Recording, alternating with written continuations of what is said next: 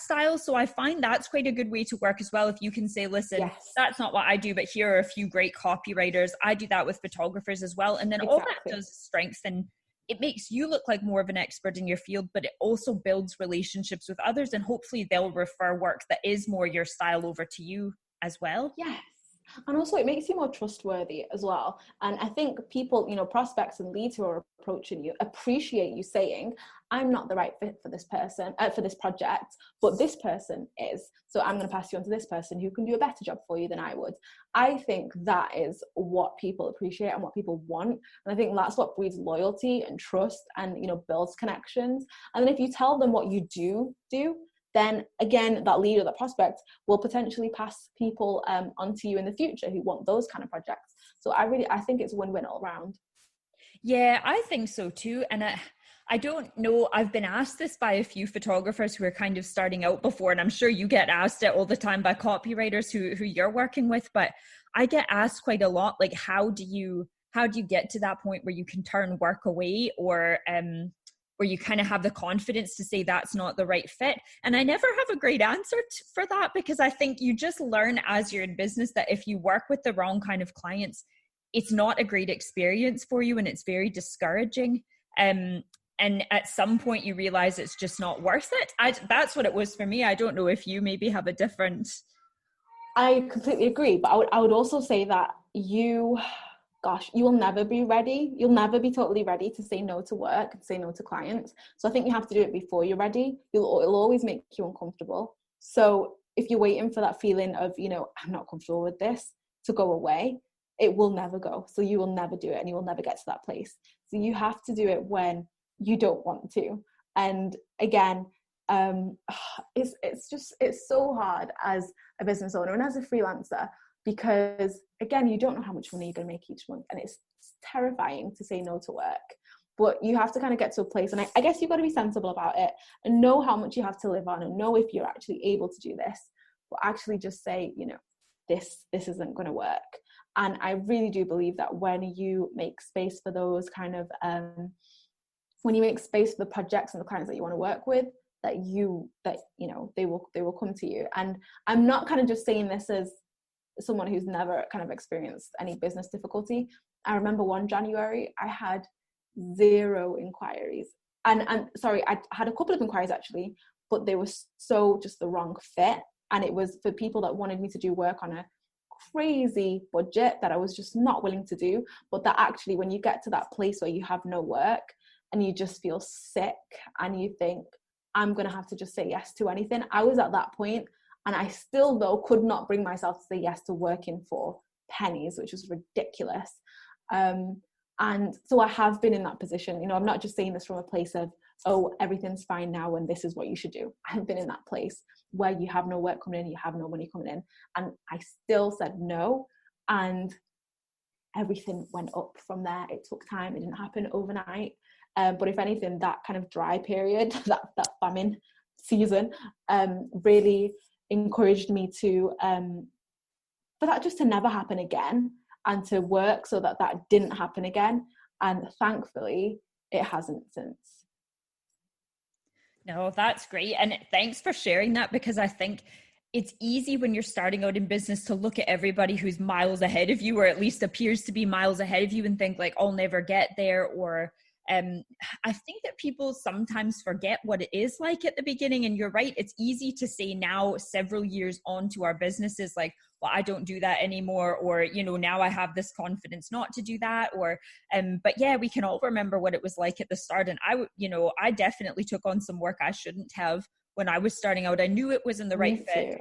Yeah. And I mean, it wasn't detrimental for my business. The clients ended up happy. I got through it, but it was a lot more stress than it was worth. I definitely took too much of that home. And I think the more that you kind of stick to your gut and trust that the work will come, even if, like you say, you have a quiet month or a couple of quiet months, and you just work through ways to fix that. So thanks for sharing that. That's good to hear. No problem. I was talking to someone yesterday. Was it yesterday? Someone booked a coaching call with me yesterday, or the day before. I've lost count of my days. Right. And yeah, and she's working a full-time job and building her copywriting business on the side. And I just want to talk to those people who have full-time jobs and part-time jobs, that you're in such a great position to be able to say no to the people that you don't want to work with. So really take advantage of that, because if you have that financial security and you know that you don't need a job, you don't need it for the money, then pick jobs based on, because you know you don't have to say yes to everyone. I think that's a lesson in itself. People don't know that you don't have to say yes to everyone and to every job that comes in, but you can start picking jobs based on whether it's the right fit, whether it's going to be a great addition to your portfolio, whether it's something that you want to share, and you know, on other things other than money. So for those people, you're in a particularly good position, and you know, be a bit more free with the word no, I think. That's great advice. Well, you've shared lots of great advice. And I think I really love what you said about investing in yourself, because I think it's easy to fall into this idea that finding coaches or people to work with that are going to help with different areas of your business is just another business expense, but actually it's an investment, because it's going to help you grow.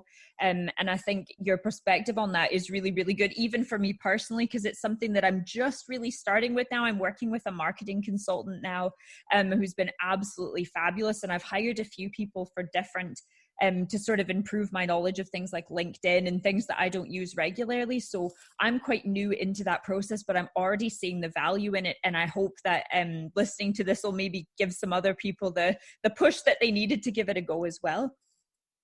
I hope so. And I think the thing to remember is that we always think, like you said, we think of it as a cost. So we think of it as the money going out, and we forget that the idea is for more money to come back in. So if you remember that, and again, like you said, you frame it as an investment rather than a cost, that really does help. Yes, you're spending money, but the idea is for that money to come back to you, you know, way more.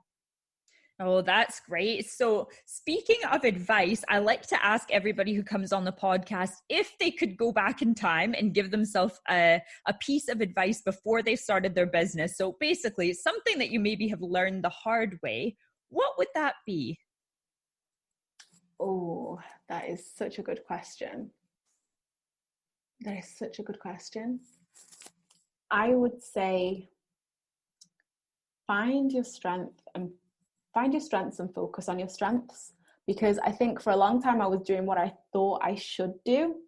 And it wasn't until a family member actually said to me, like, your strengths lie in video and audio. When people can hear you and when people can have a conversation with you or listen to you, that's where you're most powerful. That's where your strength is.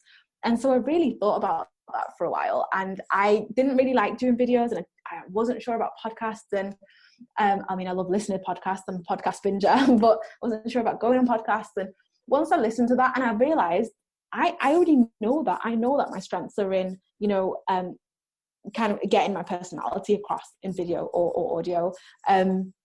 That's what I really should be doing. And so I started doing that. I started posting more videos and appearing on more podcasts. And again, things have dramatically improved, just even from a marketing perspective, and the type of people that are approaching me now to work with me, because I lent into my strengths. So I think, you know, you don't always have to do what everyone else is doing. Not everything that works for everyone else will work for you, but find your strengths and lean into those. That's great advice. And it probably means as well that you're a lot happier doing your day-to-day. You know, you were saying how much you love posting your own content because you're doing the type of work that is your strength. And probably that makes it a lot more enjoyable as well. Absolutely. And I think that's the thing. I mean, we spend so much of our lives working that it's really important to find work that we enjoy doing.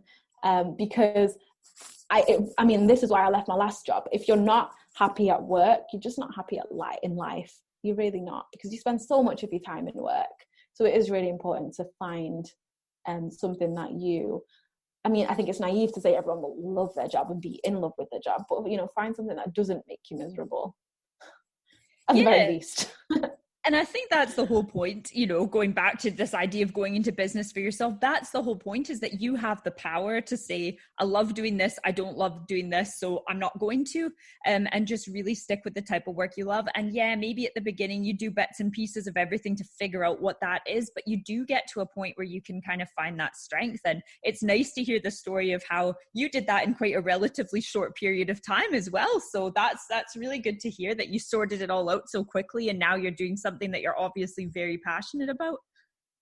Thank you. It took a while, and I think I mean, I probably did a lot more work than I should have. There were a lot of weekend working and, you know, evening working, but I think now I'm in a place where, going back to that work-life balance, where I'm trying to find more of a balance, more of a blend, so that I can live the life I imagined as a business owner, and not just, you know, always crazy working, which isn't a good place to be in.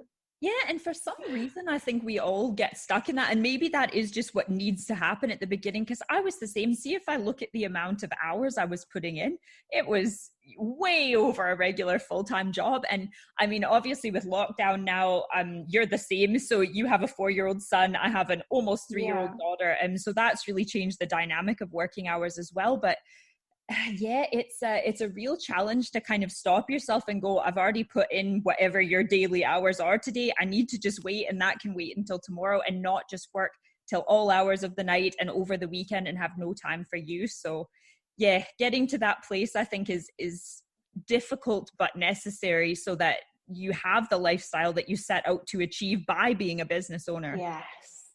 Yes. And I think, again, the important thing to remember is that the work is never ending.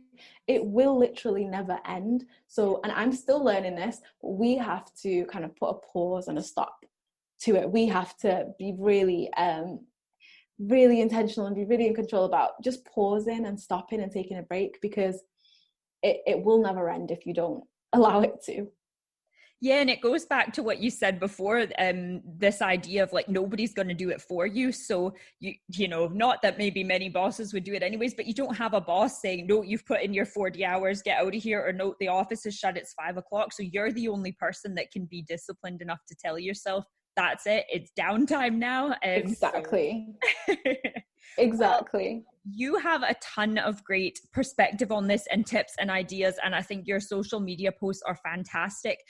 So where can we find you online? Can you tell us where to find you on Instagram and LinkedIn and any other channels you use?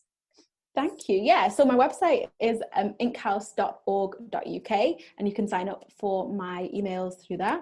And my social media is at inkhouseWriting across the board. So Instagram and Facebook as well, and Twitter. Perfect. Well, I will put those links in the show notes as well, so everybody can find you really easily. But thank you so much for coming on the show. Thank you for sharing all that personal experience and all those advice and tips. And I know that will be really helpful. So thanks again for joining us. Thank you. Thanks for having me.